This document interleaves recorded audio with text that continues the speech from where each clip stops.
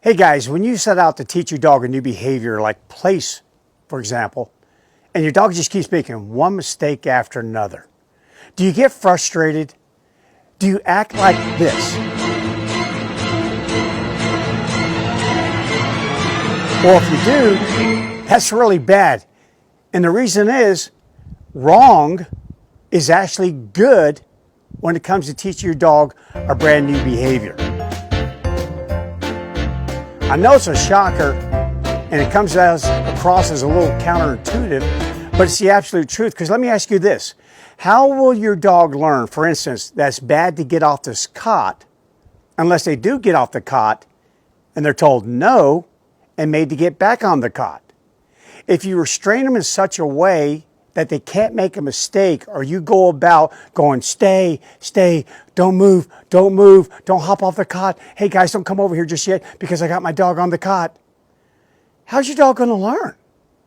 How's it going to learn?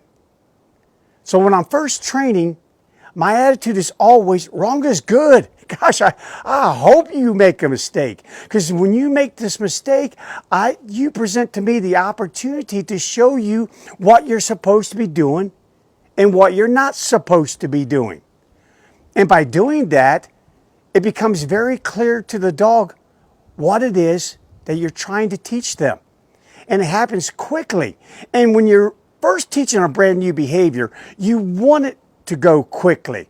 Because the more prolonged you are in the training process, the more mistakes that are happening, the more corrections that keep coming along, the more the stress starts to build up. And suddenly, the cot's not a neat place to be anymore. In fact, training with you can be bad. So in the beginning, don't try to prevent your dog from making a mistake. Simply don't let them make big mistakes. But wrong is good. So allow me to demonstrate with Castell, my new puppy. And I've been working on place with her a little bit this week, but mostly on a mat. And why on a mat? Because I can take my mat anywhere. I can throw it in my backpack and I'm gone up in these mountains. But I'm not planning on lugging a cot around everywhere I go. The cot's going to be reserved for the home. So I picked the cot today because she's not as good on the cot as she is on the mat. And I'm going to try and get her to make a few mistakes because, again, wrong is good. So you ready? So here we go. Come on, Castell. Ready to do it, sweetheart? All right, let me prime her up here. Ready? Place. So I always throw a treat on the cot in the very beginning simply because they have to learn that the cot's okay. A lot of them just give a little bit here in the bottom. They just give a little bit. And I don't know about you, but if I were to step up on this wooden deck and it started to give a little bit underneath me, I'm getting the heck off of it in a real hurry. I don't want to go wherever this thing leads as soon as it gives way out underneath me. So I'm getting off the darn thing. So again, back on the cot here, place. I'm going to give her the command place. And if she doesn't go up all the way, then I'm going to help her all the rest of the way on the cot. Now, another thing here is you'll see is I have a long line, and it's attached back to the railing behind here. Because as I told you earlier, I just don't want a big mistake. Big mistakes create all sorts of timing issues, a lot of confusion on the part of the animal because of those timing issues. For instance, let's say she hopped off. If she hops off and runs way over here, even though I'm holding a 6-foot leash, it's going to take me a while to get her back, reel her back in, and get her back on the cot. I don't want that to happen in the beginning. I do want mistakes. I just want little mistakes. So let me hook her up here. And what I'm doing is I'm hooking her up to another collar. She's wearing a little flat quick snap collar. There we go. And then I'm going to control her using my little orange slip leash, this one right here. And I've already gotten her up on the cot, so I'm going to tell her stay, because place is a two-part procedure when we first train it. We're kind of building two commands into one command.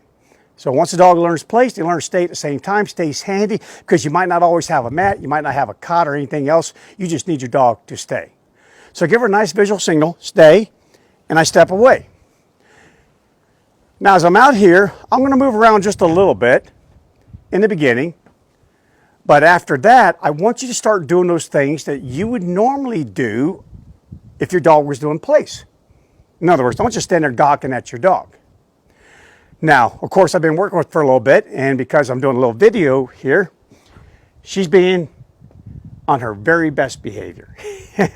As it is, typical on a video when it comes to Castell. A lot of people have already remarked, wow, what a wonderful dog she is. And I tell everyone, well, you don't see her off the camera. This is on the camera. All right, so I'm going to make her try. I'm trying. I'm not going to make her, but I'm going to tempt her to make a mistake. So here we go. Here's a treat. Oh, I dropped it right there on the deck. No. So right there, good girl. Good. Now, if you do something like that, do me a favor. Take the treat that you dropped on the deck, pick it up, and give it to your dog. That's how she learns. You know what? She learned two things. She got two pieces of information from that. First of all, when she stepped off the cot on her own, she was given a no, a verbal correction, and made to get back on the cot. Two, the treats come to me. Yeah, if I remain up here on the cot, they actually come to me. So again, let's see what she learned from that. Here's a treat. Oh, I dropped it again. How clumsy of me. So clumsy. Well done, sweetheart. Well done. So now I'm going to grab the treat and give it to her. All right, so now I have even a bigger distraction. Oh, the ball. Like Captain, when there's a ball involved, the rest of the world goes away. Are you getting sleepy? Here we go. No. Place. Place. Very good. Good girl. Now, a big difference here. Food is one thing, because food, I can give it to her and she'll ingest it. But I'm not going to go get the ball for her, because if I bring the ball back to her and give it to her up on this cot, then she'll start playing with it and it'll just perpetuate itself over and over again. So therefore, I'm going to leave the ball over there, and I recommend that if you're using a toy or ball, something that can roll, make sure you don't use it or give it back to the dog once they're up on the cot. Good girl. Instead, reward with a treat. Okay, so again, I'm working out here. And then once you're out here with your young puppy, start working on distance, duration, distraction. I'll cover that in another video. Today I want to talk about wrong is good. I want to go, no. Atta girl, place. Good girl. Way to go. And again, you see how that ball served as that big temptation. Wrong is good. Because I have on the long line, even though I was talking to you when she made that mistake, she wasn't able to go very far because she was caught by the long line. Again, I use that long line for that reason. You can get your paws off. I just don't want you running around the neighborhood here and I have to go fetch you and then bring you and put you back on place. Encourage you guys to do the same thing. But again, wrong is good. Okay, I'm going to walk over here and get the ball. And tempt her again. No. Please. Atta girl. Good girl.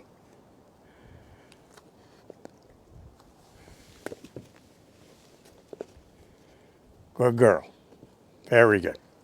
Okay, now using a toy like this is not unfair because I have Captain and he's ball crazy. And I do mean ball crazy. And so because of that, there's going to be tons of balls around our house. And in one moment, I may have Castell doing place while Captain plays with the ball. And then vice versa. So it's okay to use something like a ball. Well done. Well done. And as you see, they start learning. They start learning. Yeah, listen to her whine. I'm not holding her on here to leash the slack. No. Little mistake, beautiful. Beautiful.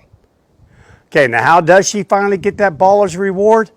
Because I get her off the cot properly using our complex signal. Return back to the dog.